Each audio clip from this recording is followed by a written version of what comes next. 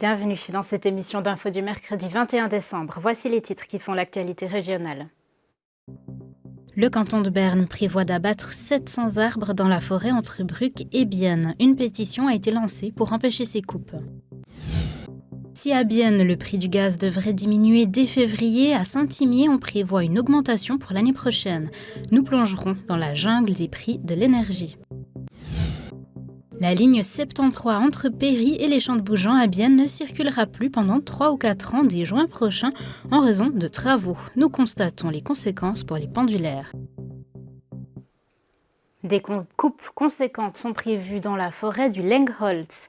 Le canton de Berne veut abattre quelques 700 arbres dans cet espace de détente, à proximité de Bruck et des quartiers biennois de Madretsch, des Tilleuls et de Mâche, soit un arbre sur 4 dans la zone de coupe concernée. La conseillère de ville socialiste Suzanne Klaus a lancé une pétition contre le projet. La majeure partie du bois abattu devrait être utilisée pour la construction ou les meubles contre 30% pour le chauffage. Explication avec Raphaël Gronder. Tous les arbres marqués d'un trait vert devraient être abattus par le canton de Berne d'ici l'automne prochain. Soit 700 arbres sur une surface de 10 hectares qui appartient aux bourgeoisies et pour un tiers au canton. Suzanne Klaus habite à proximité de la forêt du Lengholz. Avec sa pétition, elle veut stopper le projet du canton. On souhaite refaire une table ronde avec les communes limitrophes, avec les habitants et habitantes, avec des experts comme M. Turcher, pour discuter d'une stratégie concernant cette petite forêt qui a une telle signification.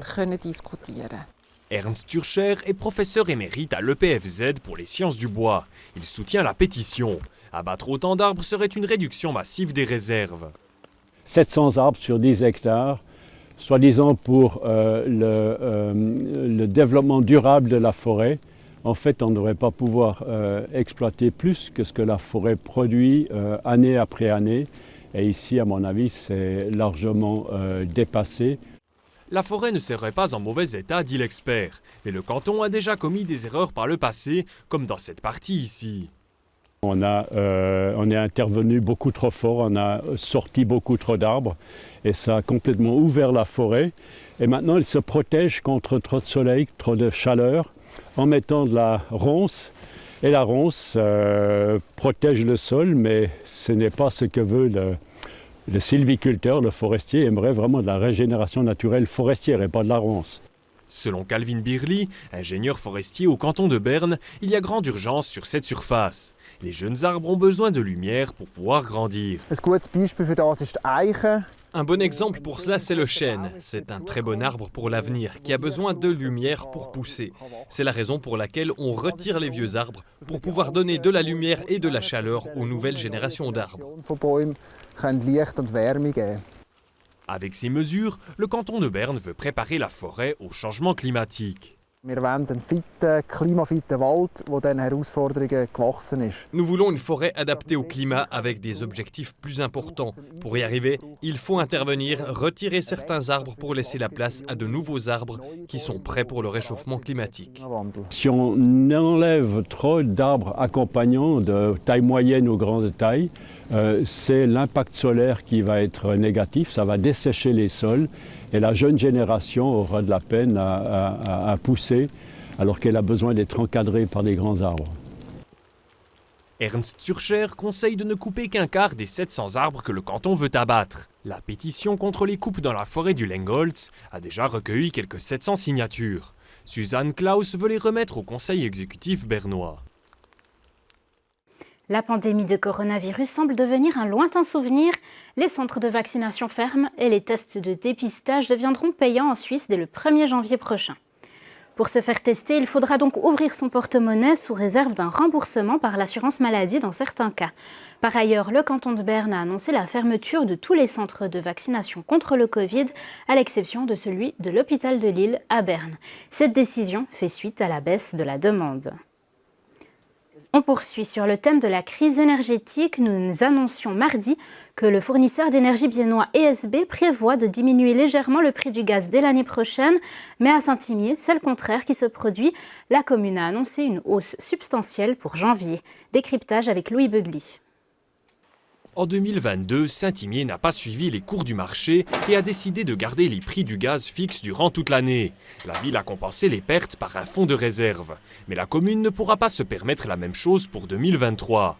Notre fournisseur nous a annoncé une telle hausse pour l'année prochaine et que nous sommes obligés de le répercuter cette hausse pour pouvoir tout simplement avoir un budget équilibré pour l'année prochaine. Une hausse de 7 centimes par kilowattheure donc, ce qui équivaut à 91 francs par mois pour un ménage moyen. De son côté, Énergie Service Bienne a pu baisser le prix de son gaz grâce au bon remplissage des réservoirs européens et de l'automne doux. Donc notre procurement du gaz, c'est avec des achats en long terme, en mi-terme et aussi en court terme. Et à cause de la baisse des prix cet automne, on pouvait acheter du gaz en court terme beaucoup moins cher et à cause de ça, on peut donner ces forfaits à nos clientèles.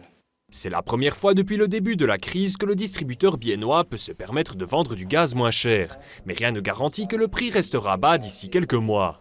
En fait, les prix dépendent à la température cet hiver. Donc, s'il fait très froid, c'est facile que les prix augmentent encore. Mais s'il ne fait pas trop froid et l'approvisionnement est garanti, on peut envisager que les prix pouvaient baisser encore. La commune de Saint-Imier regrette de devoir augmenter ses prix. Elle constate néanmoins que les foyers alimentés au gaz font actuellement plus attention à leur consommation. Cette année, les gens ont joué le jeu. On a plus de presque 20% de diminution de consommation de gaz à Saint-Imier. Et je crois que c'est l'affaire de tous de se préparer et de faire en sorte que des pénuries n'arrivent pas.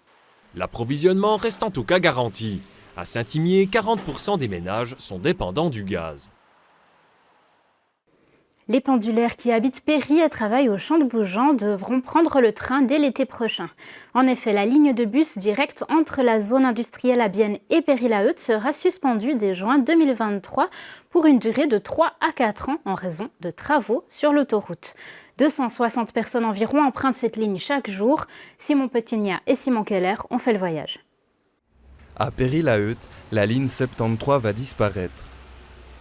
Dès le mois de juin, les usagers vont devoir revoir leurs habitudes. C'est vrai que c'est pas très pratique parce que pour aller directement au Champ de Bougeant, mais pour ceux qui travaillent à la Rolex et puis tout ça, c'est vrai, je sais que c'est quelque chose qui est pas très pratique. C'est entre la Heude et les Champs de Bougeant à Bienne que le tronçon de l'A16 sera refait. D'abord dans le sens descendant, puis dans le sens montant. Le chantier devrait durer entre 3 et 4 ans. Difficile de faire rouler un bus dans ces conditions.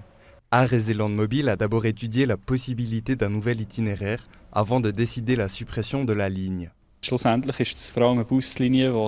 Finalement, c'est une ligne qui est surtout employée par les gens qui viennent du Jura bernois, qui doivent aller à Bougeant et à qui ça évite le détour par la gare de Bienne. Ils gagnent un quart d'heure de trajet environ. Mais si on se retrouve coincé un quart d'heure dans les bouchons, ces gens vont automatiquement choisir de passer par la gare de Bienne pour être sûrs d'avoir une correspondance. Côté usager, dans un sens ou dans l'autre, les personnes rencontrées expliquent que cette suppression aura des conséquences sur leur vie professionnelle. J'utilise tous les jours pour aller à travailler, je travaille à Côté-Larry. Comment vous allez faire ?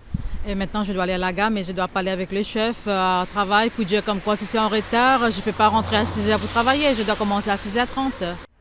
Pour la commune de Péry, la suppression de la ligne 73 est une perte conséquente. Plus compliqué de faire ses commissions, d'aller au travail ou simplement de se déplacer. Les autorités communales vont se tourner vers les CFF fin janvier pour discuter d'une solution provisoire. Voir si on aura cette possibilité de pouvoir arrêter un train supplémentaire pour que les gens puissent au moins descendre toutes les demi-heures sur Bienne. Mais c'est le train direct, alors c'est là qu'on doit maintenant discuter, se mettre ensemble, discuter et puis de voir comment trouver ces solutions. Arrêter le train direct, voire instaurer un minibus de remplacement, telles sont les pistes qui seront étudiées ces prochains mois. Juste après ce journal, nous vous invitons à redécouvrir la beauté des paysages du Jura bernois avec les images de Vincent Bourru, photographe de la Neuville, interviewé par Claudia Noira.